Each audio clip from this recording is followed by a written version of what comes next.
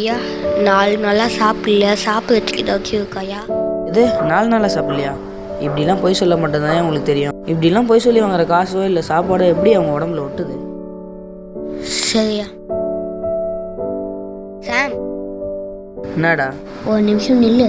அன்றைக்கி ஒரு நாள் என் ஃப்ரெண்டோட யூடியூப் சேனலில் வந்து ஒரு கமெண்ட்டு. என்ன கமெண்ட்டுனா, அப்படியே ஒரு நாள் ஃபுல்லாக பிச்சைக்காரனா நடிங்க அப்படின்னு ஒரு கமெண்ட்டு. அதுக்கு என்னதான் கேமராமேனாக கூப்பிட்டுருந்தா நானும் போனேன். அப்போது அவனால அவன் மூஞ்சில் காரி துப்பி அவனை அடித்து அவமானப்படுத்தி இப்போது அவ்வளோ கஷ்டப்பட்டு தான் அந்த வீடியோவே எடுத்தோம்.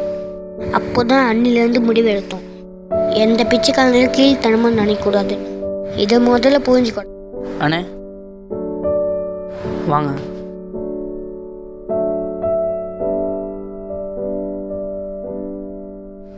தப்பாக ஏதாவது பேசியிருந்தா மன்னிச்சிருங்க. காசு இந்த காசு வச்சு சாப்பாடு வாங்கிக்கோங்க.